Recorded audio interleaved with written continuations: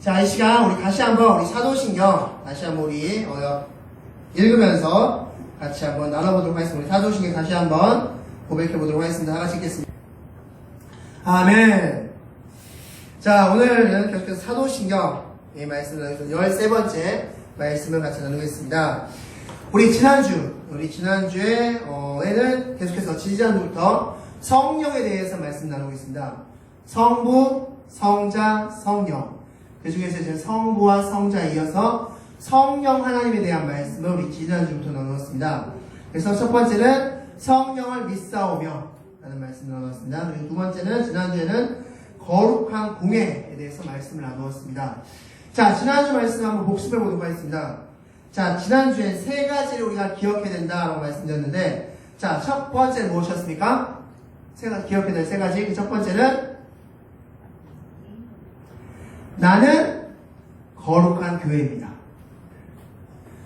즉, 여기 지금 여러분이 앉아있는 이곳은 어디라고 말씀드렸습니까? 예배당. 네. 예배를 드리는 집, 예배당이라고 말씀드렸습니다. 즉, 여러분이 영화관 갈 때, 영화를 보고 싶으면 영화관에 가고, 놀고 싶을 때는 어디 놀이방에 가고, 이러듯이, 여러분이 예배를 드리고 싶으면 예배당 오는 겁니다. 예배를 드릴 수 있게 만들어진 공간이 예배당인데, 그렇다면 교회는 바로 나 자신으로서 나는 거룩한 교회이다. 그러니까 첫 번째 메시지 있고, 두 번째, 모든 교회는 공회라고 말씀드렸습니다. 공회가 무슨 뜻이다? 하나다. 즉, 우리 모두는 하나다라고 말씀드렸습니다. 각자 개별적으로 각각 있지만 하나다. 모든 교회는 하나다라고 말씀드렸습니다. 세 번째, 이 모든 것은 누가 하셨다? 성령님이 적용시켜 주셨다. 이 세 가지를 우리가 잊지 말자. 이게 바로 지난주 말씀이었습니다. 오늘은 성령님이 하신 그 두 번째 일로서 바로 성도의 교통에 대한 말씀입니다. 성령님께서. 그래서 사도신경에는 우리가 이렇게 고백하고 있죠. 성도가 서로 교통하는 것과 라는 문장입니다. 자, 성도가 서로 교통한다. 도대체 이게 무슨 말인지 지금부터 말씀을 통해서 볼 텐데, 오늘의 질문은 이것입니다. 초대교회는 어떻게 이럴 수 있었을까? 초대교회는 어떻게 이럴 수 있었을까? 이 질문에 대한 답변을 지금부터 말씀을 통해서 보도록 하겠습니다. 자, 오늘 말씀은, 오늘 본문 말씀을 잠시 표시해 두시고, 사도행전 2장으로 가겠습니다. 사도행전 2장. 자, 오늘 본문 말씀은, 여러분 손으로 하나 표시해 놓으시고, 사도행전 2장으로 가겠습니다. 사도행전 2장. 사도행전 2장을 또한 중심적으로 한번 보겠습니다. 자, 사도행전 2장입니다.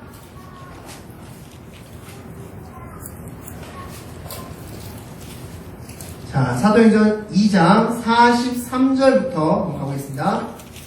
사도행전 2장 43절. 우리 행자로 되겠죠? 행자. 그죠?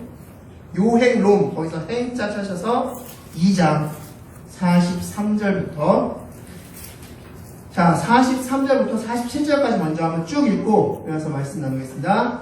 43절부터 47절까지 말씀으로 다 같이 읽겠습니다. 시작!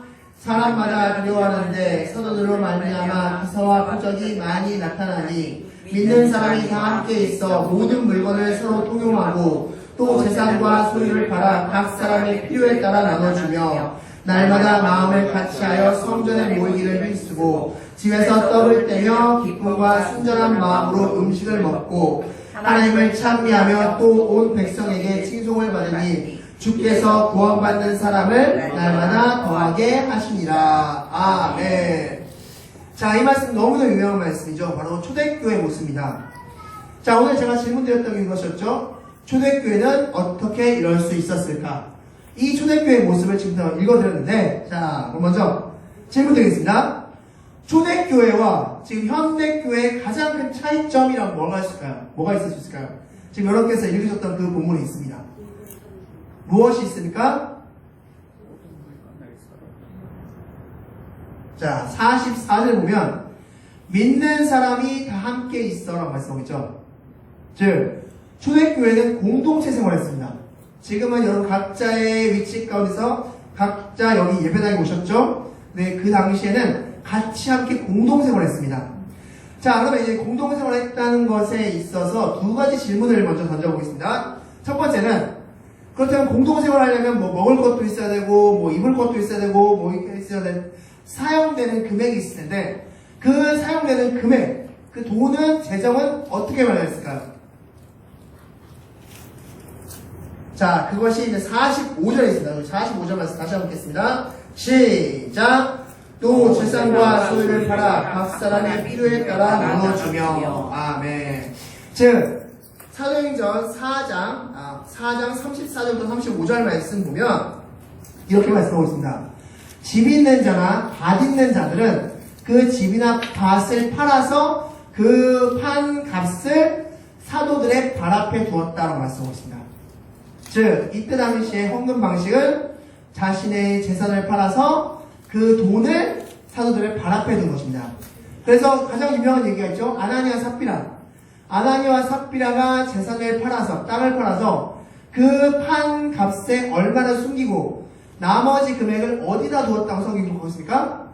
사도들의 발 앞에 두었다고 말씀하죠. 즉, 사도들의 발 앞에 두면서 이제 이것을 공동체에 사용했어요. 공동체에 헌금하겠습니다. 이렇게 했던 겁니다. 자, 그렇게 해서 이제 공동체에 대한 필요한 금액을 채웠습니다. 자, 두 번째 질문은 이것입니다. 그렇다면 공동체 생활을 하는 가운데서 그들은 어떤 일을 했을까요? 무엇을 공동체에 있으면서 같이 있으면서 어떤 삶을 살았을까요? 어떤 삶을 살았을까? 자, 이것도 47절 말씀 있습니다. 47절 말씀 우리 다시 한번 읽겠습니다. 시작! 하나님을 찬미하며 또 온 백성에게 칭송을 받으니 주께서 구원받는 사람을 날마다 더하게 하시니라. 아멘. 자, 어떤 삶을 살았다? 하나님을 칭송하는 삶을 살았다 말씀하셨습니다. 칭송한다는 게 무슨 뜻이죠? 칭송한다? 칭송한다. 자, 칭송한다는 것은 높인다는 거죠. 네. 누군가를 높일 때 우리 칭송한다고 표현하죠. 즉, 그들은 하나님을 높이는 삶을 살았습니다. 즉, 초대교회는, 다시 정리하면, 초대교회는 공동체 생활을 했고요. 그들은 필요한 금액은 자신들의 집이나 땅, 밭을 팔아서 그것을 충당했고요. 그리고 그들은 모여서 하나님을 칭송하는 삶을 살았습니다. 자, 그렇다면, 이제부터가 시작입니다. 우리가 알고 있는 이 초대교회의 모습, 이 초대교회의 모습은 어떻게 시작될 수 있었을까요? 이 삶의 이런 공동체, 초대교회 이런 공동체 예배의 삶, 공동체 모습의 삶, 이 모습은 도대체 어떻게 시작될 수 있었을까? 이게 오늘의 질문입니다. 자, 지금부터 오늘 말씀을 들으시면서 이 질문에 대해서 여러분께서 한번 답을 찾아가 보시길 바라겠습니다. 자, 그럼 이제 지금부터 이제 본격적으로 시작해 보겠습니다.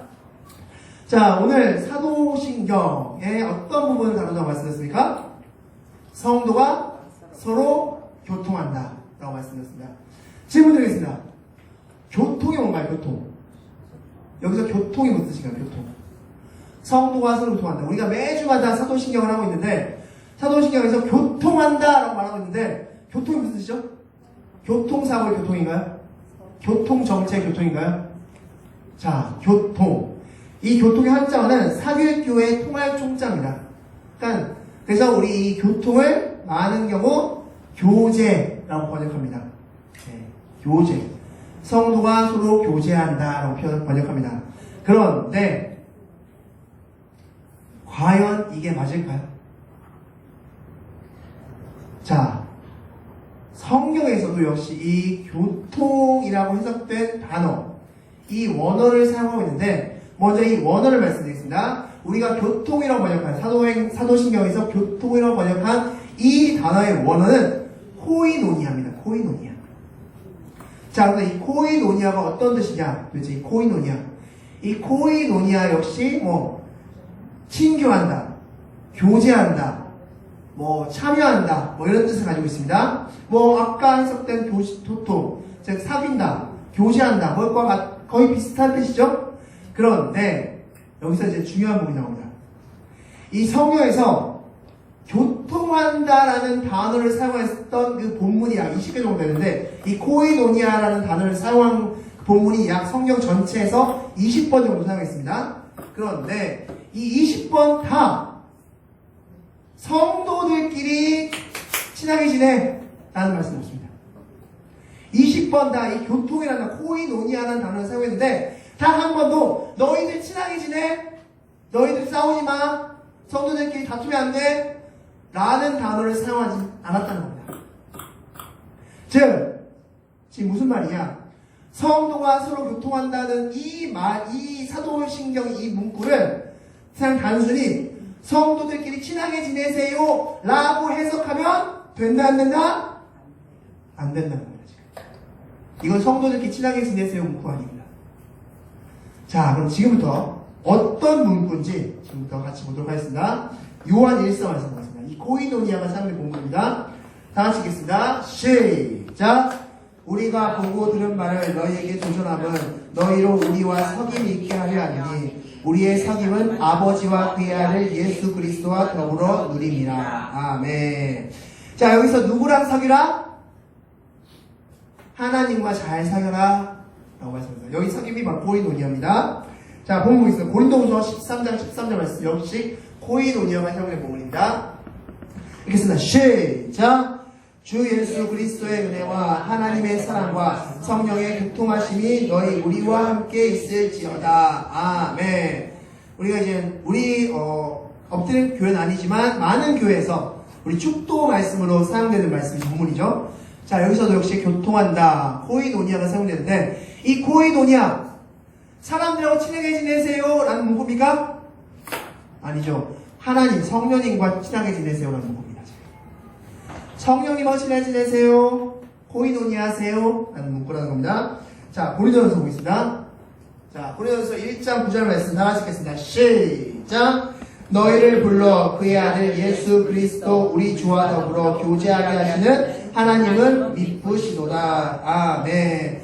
역시 교제하세요 라고 말씀하셨는데 누구랑 교제하라? 예수 그리스도 하나님과 교제하라. 자, 즉 다시 정리해서 말씀드립니다. 성경에서 교제, 코이노니아라는 단어를 사용할 때는 성도들끼리 친하게 지내 라는 말씀보다는 하나님과 친하게 지내세요 라는 말씀입니다. 사람들끼리 친하게 지내는 것은 어찌 보면 세상의 문화에선 더 잘합니다. 여러분이 지금 교회 사람들하고 친하게 지내는 게 더 편하세요? 아니면 여러분 친구들과 친하게 지내는 게 더 편하세요? 친구들과 훨씬 더 그렇죠? 네, 당연히. 아니면 여러분 마음에 맞는, 여러분 같은 동아리나 같은 취미를 가진 사람들하고 친하게 지내는 게 더 편하세요? 교회 사람들하고 친하게 지내는 게 더 편하세요? 당연히 동아리나 친교, 같은 마음이 맞는 사람들끼리 친하게 지내는 게 더 편할 겁니다. 무슨 소리야? 여기서 성경에서 말하는 친교의 그 코이노니아의 의미는 사람들끼리의 친교를 강조하기보다는 하나님과의 친교를 강조하고 그 다음에 너희들이 하나님과 친하게 지냈으면 그 은혜로서 친교하라고 말씀하는 거죠. 이것을 단순히 인간적인 친교로 해석하면 안 된다라는 걸 말씀드립니다. 하나님과의 먼저 교제, 하나님과의 관계를 점검하라는 겁니다. 자, 그래서 오늘 이 사도신경을 고백함에 있어서 여러분 스스로에게 던져야 될 질문은 무엇이냐면, 여러분이 방금 사도신경 고백하셨죠? 그럼 여러분께 스스로 던지셔야 된다, 이 질문을. 나는 하나님과 친한가? 나는 하나님과 지금 코이노니아 하고 있는가? 라는 질문을 던지셔야 됩니다. 여러분, 속으로 한번 대답해 보십시오. 여러분은 지금 하나님과 친하십니까? 이 질문을 yes라고 하면 그 다음에 이제 그 은혜와 그 기쁨과 그 감사에 힘입어서 사람들과 친하게 지내는 게 바로 성경에서 말하는 교회에서 할 수 있는 성도들과의 교제라고 할 수 있다는 겁니다. 사람들하고 세상에서 말하듯이 친하게 지내세요, 다투지 마세요, 그렇게 잘 대화하세요, 그렇게 이야기하고 있지 않다는 겁니다. 자, 그렇다면 이제 더 나가보도록 하겠습니다. 그렇다면 하나님과 우리가 바른 교제를 한다는 것은 어떻게 하는 것이 하나님과 바른 교제를 나누는 것일까? 자, 그것을 오늘 42절, 지금 사도행전 42절 말씀에서 우리가 찾아보고 있는데, 이 42절을 여러분께서 지금 읽으시면서 가장 핵심되는 부분, 여러분이 빨간 펜을 딱 드시고 가장 핵심되는 부분에 밑줄을 긋는다면 어디다 그을지 한번 생각해 보시기 바랍니다. 42절 말씀 다 같이 읽겠습니다. 사도행전 2장 42절입니다. 시작! 그들이 사도의 가르침을 받아 서로 교제하며 떡을 떼며 오로지 기도하기를 힘쓰니라. 아멘. 어디다 밑줄을 그으셨습니까? 어디다 밑줄을 그으셨습니까? 자, 기도하기를 여기다 밑줄을 그으신 분도 계실 텐데, 자, 가장 중요한, 이 부분에서 가장 중요한 부분은 바로 사도의 가르침을 받았다는 겁니다. 사도의 가르침을 받았다. 즉, 초대교회 교회가 어떻게 이렇게 하나님을 믿는 사람들이 날마다 더하는 그런 공동체가 될 수 있었느냐? 사도의 가르침을 받았기 때문이다 라고 할 수 있는 겁니다. 그렇다면 다시 이제 질문해야죠. 어떤 가르침을 도대체 받았길래 그들은 이런 은혜를 누릴 수 있었습니까? 자, 그거 역시 42절에 답이 있습니다. 무엇입니까? 어떤 가르침을 받았을까 이들은? 하나님과 잘 지내. 자, 그것이 한 딱 부분으로 딱 나옵니다. 42절에 딱 들어있습니다.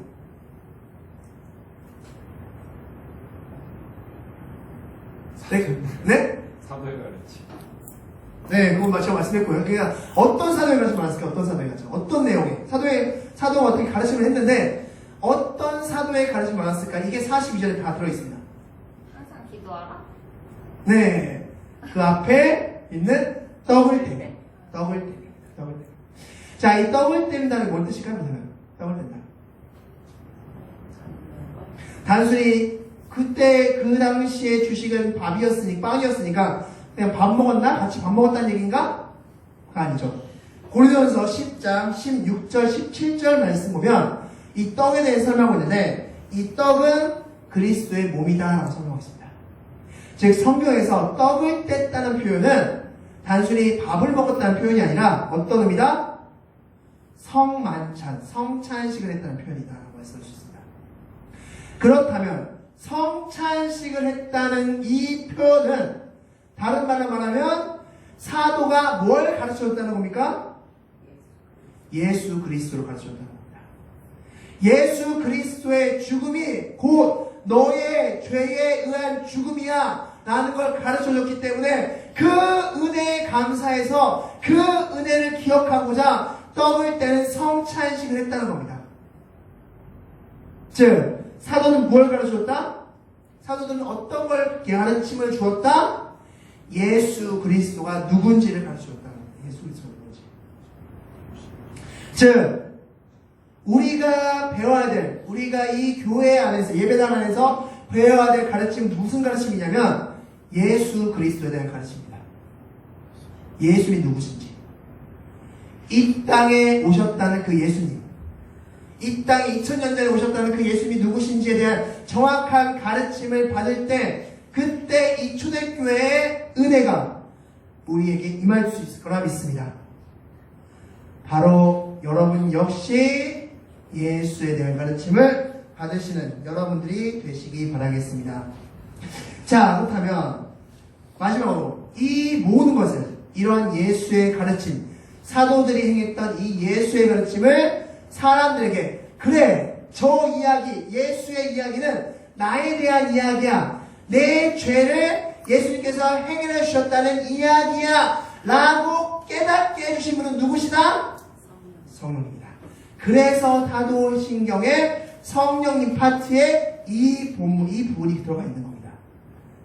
여러분이 예수 그리스도를 믿는다라고 고백할 수 있었던 이유는 성령님이 여러분 마음 가운데서 예수 그리스도의 믿음을 심어줬기 때문에 여러분은 지금 나는 예수를 구주로 믿습니다 라고 얘기하는 것이지, 여러분이 똑똑해서, 여러분이 이해력이 많아서, 여러분이 잘나서 여러분이 공부를 많이 해서? No. 오직 성령님이 그 것을 가르쳐줬기 때문에 라고 말씀드릴 수 있는, 즉 성령님의 가르침 때문에 그렇게 할 수 있었다라고 말씀하셨습니다. 자, 그렇다면 성령님은 이 예수님의 가르침, 예수님이 나의 죄를 다 해결했다는 이 가르침을 어떤 순서를 가지고 가르쳐 주셨을까 하는 것을 한번 보도록 하겠습니다. 자, 사도행전 6장 1절 말씀 보면 초대교회에 두 부류가 있었습니다. 두 부류는 헬라파 유대인들 그리고 히브리파 유대인들입니다. 헬라파 유대인들이라고 하면 이방인들을 말하고요. 히브리파 유대인들이라고 하면 유대인들, 정통 유대인들, 태어나면서부터 유대인이 된 그 유대인들을 말합니다. 자, 그렇게 두 부류가 있었는데 이 두 부류의 공통점이 하나 있었습니다. 어떤 걸까요? 바로 직접적이든 간접적이든 예수 그리스도를 죽였다는 겁니다. 이 히브리파 유대인들, 이 유대인들은 예수님이 십자가에 달려 죽는 상황에서 어떻게 외쳤습니까? 못 박아라! 못 박아라! 예수를 못 박아라! 하면서 예수님을 못 박게 직접적으로 외쳤습니다. 또한 헬라파 유대인들은 간접적으로 예수님을 죽였습니다. 어떻게 죽였습니까? 그들은 예수를 믿지 않음으로써, 그 당시 예수님을 접하기 전 예수님을 믿지 않음으로써 그들은 예수님을 간접적으로 죽인. 왜냐하면 예수님이 누구 때문에 십자가를 죽였기 때문에? 믿지 않는 자들 때문에 예수님이 십자가를 못 박힌 겁니다. 그 믿지 않는 자를 구원하기 위해서 십자가를 못 박힌 거기 때문에 그 헬라파 유대인들 역시 예수님을 죽인 것입니다. 직접적으로 간접적으로 예수님을 죽였는데 그 죽인 그들이 이렇게 질문하는, 우리 37절 말씀 다 같이 읽겠습니다. 우리 2장 37절 말씀 다 같이 읽겠습니다. 시작! 그들이 이 말을 듣고 마음이 찔려 베드로와 다른 성도들에게 물어 이르되 형제들아 우리가 어찌할꼬 하거늘. 아멘. 예수님을 우리가 죽였어요. 내가 직접적으로 죽였어요. 뭐 간접적으로 죽였어요. 난 예수님을 죽였어요. 이거 어떻게 합니까? 이 죄를 어떻게 합니까? 라고 이야기하니까 38절 베드로가 이렇게 답합니다. 다 같이 읽겠습니다. 시작! 베드로가 이르되 너희가 회개하여 각각 예수 그리스도의 이름으로 세례를 받고 죄 사함을 받으라. 그리하면 성령의 선물을 받으리니. 아멘. 세 단계를 이야기했습니다. 첫 번째, 회개. 너희 회개해. 두 번째, 죄 사함에 이르는 세례를 받아. 세 번째, 그러면 성령님이 임재하실 거야. 성령 충만의 은혜가 넘쳐갈 거야. 라고 이야기하고 있는 겁니다. 자, 그럼 지금부터 이 세 가지를 한번 하나하나씩 보도록 하겠습니다. 첫 번째, 우리가 초대교회 그 은혜를 누리기 위한 그 첫 번째 방편. 그래서 하나님과의 친밀한 교제를 누릴 수 있는 그 첫 번째 순서, 그 스텝 바이 스텝, 그 첫 번째 스텝은 뭐냐? 바로 회개다라고 할 수 있는 겁니다. 회개. 자, 그럼 지금부터 오늘 본문으로 다시 들어가겠습니다. 오늘 본문 에베소서 4장으로 다시 들어가겠습니다. 자, 에베소 4장 17절 말씀 다 같이 읽겠습니다. 에베소 4장 17절 말씀, 오늘 본문 말씀이죠. 에베소서 4장 17절 말씀 다 같이 한번 읽겠습니다. 첫 번째 17절. 자, 회개하기 전에 우리는 어떤 상태였는지를 성경은 이렇게 가르치고 있습니다. 17절 읽겠습니다. 시작! 그러므로 내가 이것을 말하며 주 안에서 증언하노니 이제부터 너희는 이방인이 그 마음에 허망한 것으로 행함같이 행하지 말라. 아멘. 자, 우리가 회개하기 전, 하나님께 직접적 회개를 하기 그 전에 우리의 상태는 어떤 상태다? 허망한 것을 쫓는 상태였다라는 것입니다. 즉 어떤 상태냐? 나를 충족시켜줄 것처럼 보였던 것들, 나에게 큰 것을 안겨줄 것처럼 보였던 것들, 내 모든 것을 다 이루어줄 것처럼 보였던 것들, 그것들을 졸졸졸졸 쫓아가는 상태였다. 그게 바로 회개하기 전의 상태다라고 말씀했습니다. 그렇다면 도대체 왜 이런 것들을 쫓습니까? 왜 이 허망한, 말도 안 되는, 나를 다 채워줄 수도 없는, 나를 온전히 할 수도 없는 이런 것들을 왜 쫓습니까? 라고 질문하면 18절에 답이 있습니다. 우리 18절 말씀 나가시겠습니다. 시작! 그들의 총명이 어두워지고 그들 가운데 있는 무지함과 그들의 마음이 굳어짐으로 말미암아 하나님의 생명에서 떠나 있도다. 아멘. 한마디로 어두워졌기 때문에 모든 것이 다 눈이 가려지고 귀가 가려졌기 때문이다 라고 말씀하겠습니다. 즉 이게 단건 줄 알았습니다. 이게 인생의 전부이고 이게 모든 것인 줄 알았기 때문에 막 쫓는다는 겁니다. 그래서 하나님과 멀어진 상태다 라고 말씀하고 있습니다. 자, 이런 상태였는데 우리 하나님이 드디어 그 안에 복음을 심어주었습니다. 성령님이 그 안에 예수 그리스도를 심어주셨습니다. 그렇게 심어주면 그때 그에게선 무슨 일이 일어나냐? 회개가 일어납니다. 자, 그것이 이제 22절 말씀에 다 같이 읽겠습니다. 읽습니다. 에베소서 22절 말씀. 다 같이 읽겠습니다. 시작! 너희는 유혹의 욕심을 따라 썩어가는 구습을 따르는 옛사람을 벗어버리고. 아멘. 자, 회개는 무엇이다? 옛사람을 벗어버리는 것이다 라고 말씀하겠습니다. 회개는 지난날에 내가 했던 것을 완전히 옷을 벗듯이 완전히 벗어버리는 겁니다. 자, 회개와 후회의 차이점은 뭡니까? 회개는 완전히 벗어버리고 다시 그 옷을 입지 않는 게 회개이고, 후회는 벗어버렸다가 다시 그 옷을 주워 입는 게 후회라는 겁니다. 아, 내가 그러지 말았어야 된다. 아, 하나님한테 너무 죄송하네 라고, 근데 하나님 다시 한 번만 입을게요. 이건 후회. 그리고 회개는 완전히 그 옷에서 멀어지는 것. 나는 이제 이것 없이도 살 수 있음을 나는 알아요. 이것이 허망한 것임을 나는 알아요. 나는 다 하나님만이 온전히 나를 구원해 주시고 나를 은혜 주실 분이라는 걸 알아요. 나 이제 이게 필요 없어요. 이게 회개. 우리는 후회가 아니라 회개의 삶으로 가야 됩니다. 물론 아예 후회조차 안 하는 것보다는 낫지만 이 후회도 점점 하나님께로 가서 완벽한 회개 가운데 이르는 여러분들이 되시기 바라겠습니다. 자, 이것은 바로 누가복음 15장에 나오는 탕자의 비유죠. 탕자가 아버지를 떠났다가 다시 아버지께로 돌아왔고 나서, 그리고 나서 탕자가 다시 해외로, 외국으로 떠났습니까? 안 떠났습니까? 안 떠났죠. 아버지께 한번 갔으면 다시 돌아가지 않았습니다. 이게 바로 회개입니다. 회개. 이게 바로 회개라는 겁니다. 한번 떠난 것은 다시 돌아보지 않는 것. 자, 그렇게 회개하라. 첫 번째, 베드로가 말합니다. 너희들 하나님과 친밀해지고 싶지, 코이노니아를 이루고 싶지, 그럼 첫 번째로 회개해. 회개해야 돼. 너희들 그 허망한 것들, 너희가 쫓았던 그 허망한 것을 다 벗어버려. 다 필요 없어. 너희를 채워주지 못해. 다 벗어버려. 그게 첫 번째다. 두 번째, 죄사함에 이르는 세례를 받으라 라고 말씀하고 있습니다. 우리 24절 말씀 읽겠습니다. 24절 다 같이 읽겠습니다. 시작. 하나님을 따라 의와 진리의 거룩함으로 지으심을 얻은 새 사람을 입으라. 아멘. 자, 헛 옷을 벗었습니다. 그럼 이제 어떻게 해야 됩니까? 새 옷을 입어야겠죠. 깨끗한 옷을 다시 갈아입어야 될 겁니다. 이게 바로 회개에 이르는 세례다. 죄사함에 이르는 세례다 라고 말씀할 수 있습니다. 세례가 무엇인가요? 세례가 무엇인가요? 세례. 자, 군대에서 초코바이 주는 초코바이 주는 방법입니까? 세례 받으면 초코바이 줍니다. 네, 알죠? 자, 세례는 정확한 의미는 나는 이제 하나님의 뜻이 아니라 내 뜻이 아니라 하나님의 뜻대로 살겠습니다 라고 나는 죽었습니다 라는 고백입니다. 나 이제 하나님 뜻대로 살게요. 나 이제 하나님 뜻대로 살게요 라고 하면서 물에 잠갔다가 빼는 거. 네.